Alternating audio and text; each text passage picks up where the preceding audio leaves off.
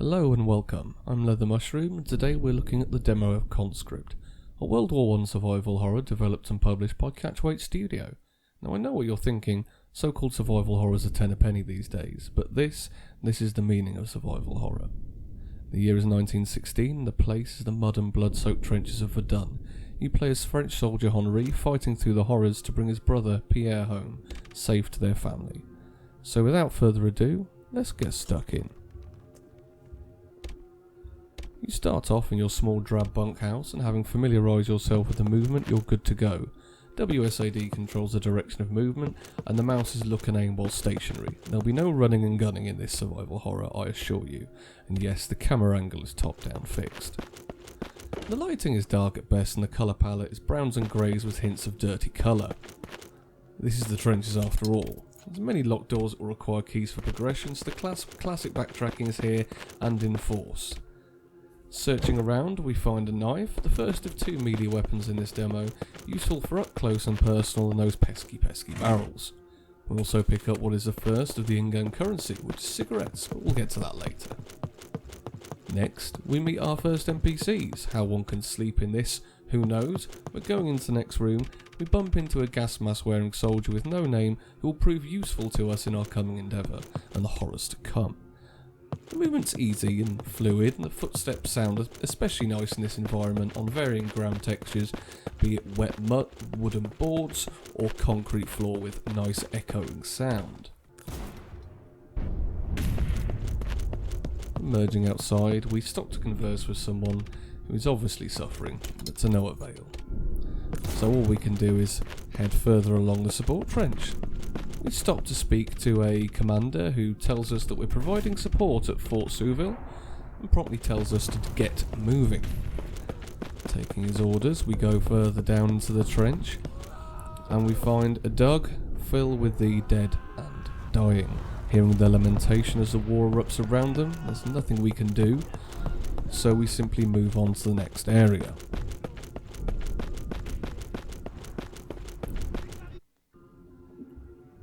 We stop to converse with this man on the floor who says they're here, not indicating as to who they are. And this will be a familiar sight to any old Resident Evil fan or veteran of the genre, a save room. Using the journal, we jot down our progress in the dim blue light of the lamp, dwindling on the desk.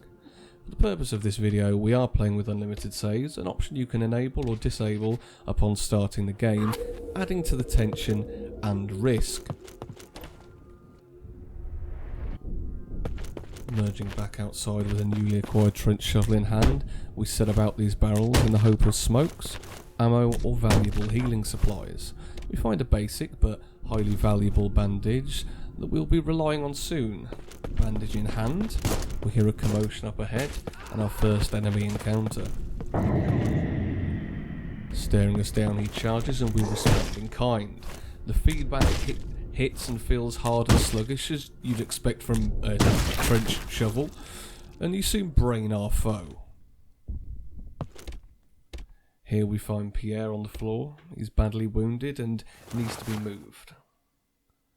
Looking at him, he's not in any shape to move, so we have a quick look around our surroundings, and obviously realising if we don't move forward, this is the First World War, we will be shot on sight. Having a bit of search around, we find some more cigarettes and a German trench raider who's been stabbed, seemingly by Pierre himself. And there we hear that lovely footsteps on concrete sound. The sound design on this has been done very well indeed. And smashing this barrel, we find our first rifle ammo, and here we are, our rifle. And this will be one of the workhorses throughout this game. Now, you do have to keep weapons kept in good working order, and repair kits are buyable in-game. Running back through, we check the wall. It tells us, check your firearms before going out.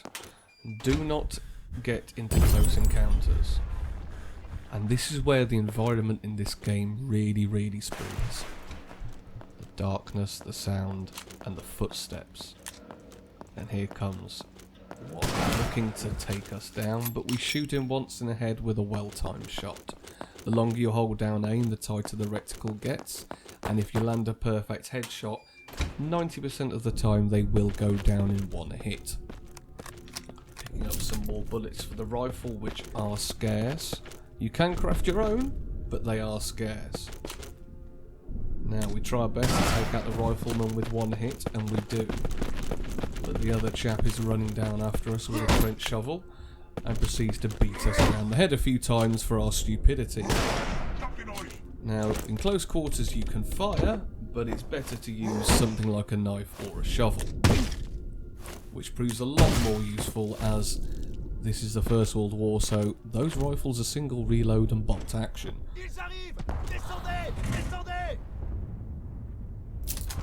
Search this container, we find some more ammunition and another commander in bright red pants. Private Fort de Mont has fallen. If they get down here, we're done for. Go out there and defend this soil with your life. What are you waiting for? Do you want a shot in the back of the head? That's very nice of him, isn't it? So we pick up some more ammunition, continue through the trench. The bombs are hailing around us. We have our rifle equipped. Slightly low on health, but, you know, we only have one bandage. Some more ammunition. Now, we forgot to reload, which has seriously damaged our chances. You have to remember to reload manually after every single shot. Explosive barrels. You've got to love them in any game, doesn't matter where they appear. The sound design is absolutely fantastic. The whistles, the sound of artillery, and this very mournful, sombre strings in the background. Now, again, here, you should switch to a melee weapon as soon as you can. Take note as well, the trench shovel does deteriorate in quality. Now, you can repair them, but from what I've seen, you do find them littered throughout the map, so it's not something I would waste a valuable repair kit on. Now, you don't have to combine ammunition with a weapon to reload it. It's already applied and you just have to manually reload it in the game. Which confused me a bit to start off with the obvious Resident Evil-esque inventory screen. You can purchase bags to give you more expansion slots, but they will be expensive. So, running through this war-torn area, avoiding getting hit by all and sundry. We have to defend, so we shall defend. We shall head back to the other trench that's now clear after our two compadres have been pink misted, as we call it. Now, as you see, you can sprint, but at cost of that grey bar going down there, which is your stamina. We also picked up some machine gun ammo, which we will give to these soldiers in here to help propel the oncoming forces. Now, combat in this game is very risk and reward. If you can avoid it, I implore you, you should. At all costs. Moving forward, we find a bit of a dead end, but what's this? A pump action trench gun. So obviously we take it, and 4 shotgun shells.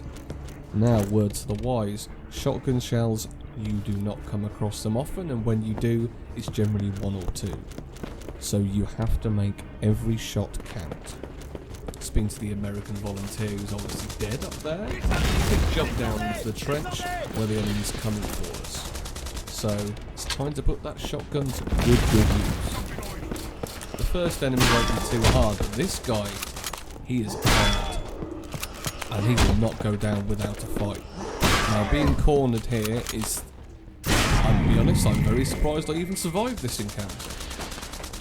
Those armour guys can take up to 3 hits with a shotgun at point blank range. And they are terrifying. You can tell by their footsteps, they're louder and they're heavier, they're more cumbersome. But nonetheless, can't go forward and the gas starts to kick in, clouding your screen and damaging you slightly by increments. Our friends have been shelled into Kingdom Come, so the best thing we can do is get the fuck out of Dodge. But as we continue, the gas continues to chase us. There's a man here on the floor, but we can't stop to help him. I mean, you know, there's gas. We're nearly at death's door. Still continues to follow us. Well, these little points where you jump down are very helpful, but they are one way. Same as in Resident Evil. And I know I keep referencing Resident Evil, but let's be honest, this is pulling a lot of tropes from, you know, the king of the survival horror genre. Or should I say was the king. We finally get further underground and try to outrun the gas, coming upon a trench key, which is going to help us get through some of those more difficult doors. And really, I really implore you, just listen a second to this sound design. It's haunting.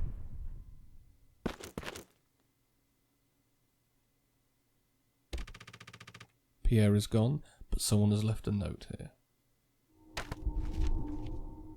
Urgent orders. To the company commander, they're planning a second attack and we're out of men who are fit to fight. The fort is now in their control and the southern trenches will follow. If the support trench falls, withdraw your men and regroup at the town. Leave any wounded soldiers in the medic bay. If they're not killed, they'll be taken as prisoners of war. We will retrieve them later. So that's just showing that, you know, they're quite happy to leave their men behind in this conflict, full well knowing that the enemy will kill them.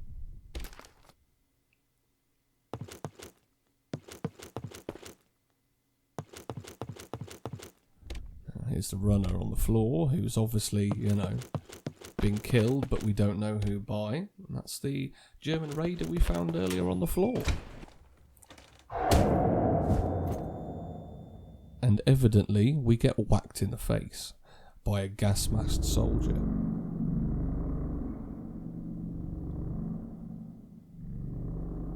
Welcoming you officially to the game that is Conscript.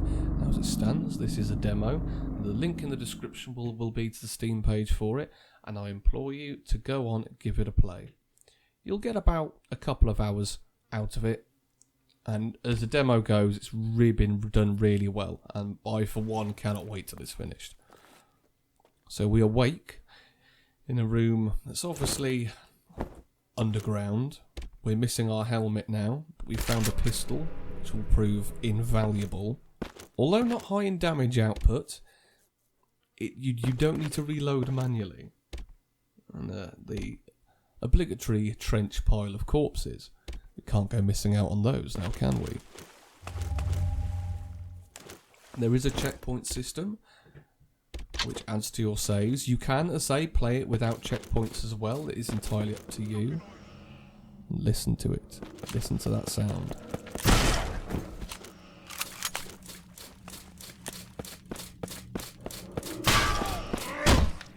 Now you see what I mean with these heavily armoured guys. You can shoot them and they just keep coming. So that's now 2 shots, point blank range. Now I know these are... It's portrayed that these guys are soldiers, but really, listen to them. Listen to the sounds they make, the hefty breathing. The fact they're running around just fully armoured with barbed wire on their legs with the trench shovel. The map system's quite nice, it's hand drawn. It's nothing overly fancy, but it serves a purpose. And we run into our gas mask friend again. Someone who you will now see how invaluable to the game this man is.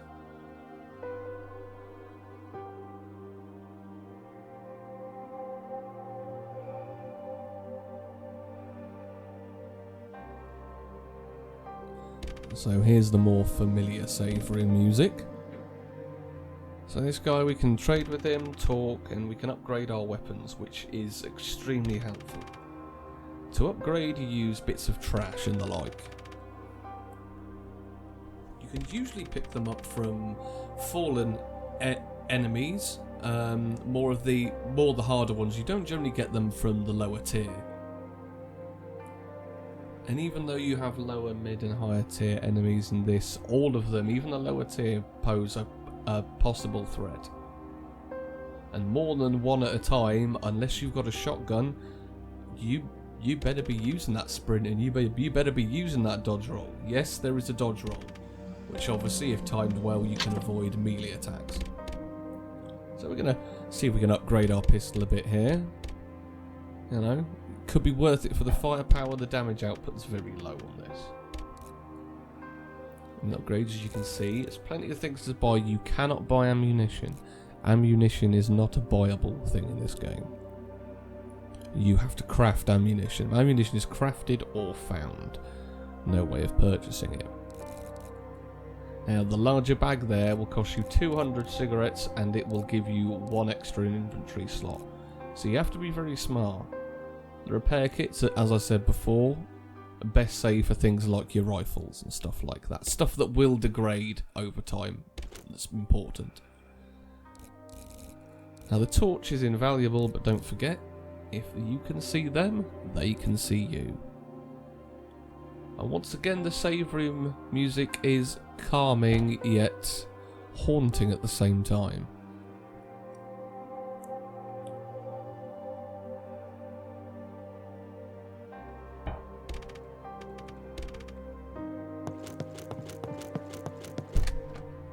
Once again, we have the unlimited chest that is in every save room. Here you can switch in and switch out your items, and obviously with only 8 inventory slots you will need it. And on your equipment slot, even if you equip it to that slot, then it will still be in your inventory taking up the space. You have to think carefully. Here, looking at the upgrades for the rifle. Personally, I've, gone for firepower because as good as reload speed is, you don't really have a lot of room to manually reload this rifle on the fly. You should be going into every encounter with everything fully loaded, because there's a high chance if you reload in the encounter, you are going to get absolutely rubbed.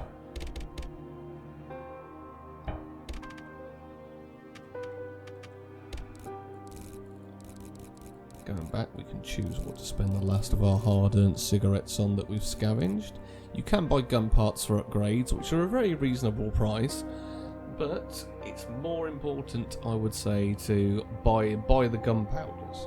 Gunpowder A mixed with chemical fluid will respectively give you pistol ammo, and B with chemical fluid will give you rifle ammo, and I'm very sure if you combine A and B and then combine with chemical fluid, it will give you shotgun ammunition, but I'm not sure as I have not actually had to craft it yet.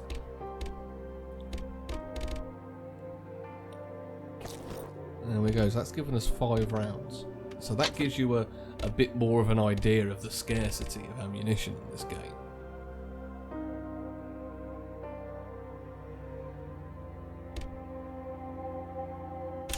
Increasing the firepower for the pistol is what I went for, because its firepower isn't great, but its fire rate is good. So I went for firepower and capacity. That would be my suggestion, because reloading in combat is pointless. So back outside, our health dwindling very low to the bar. Edge further along this trench, ever cautious. So I think it's time we use that med kit. I think that would be very invaluable. So we catch the rifleman by surprise, taking a couple of hits, and as I say, that thud has just got such weight to it. Now, riflemen, if you get too close, they can kick you away. But just as you can't move while shooting, they can't move while shooting either. And there you see the effectiveness of that dodge roll. He lays there suffering on the floor. It would be rude to leave him in this position, so I will end this demo with putting him out of his misery. And that, people, that was Conscript. The demo is currently on Steam. It is very worthwhile. The people who've made this have obviously put great effort into honouring the genre and the sound design. This is the first of many videos I intend to do reviewing smaller known titles, and hopefully go on in the future to do more things like Doom conversion mods, etc. But if you like what you see, please click like and subscribe, it helps me out a lot. And if you want to see more videos like this, I will hopefully be uploading every Wednesday for the coming weeks. I've been LeatherMushroom, your hostess with the mostest, and have a fantastic day.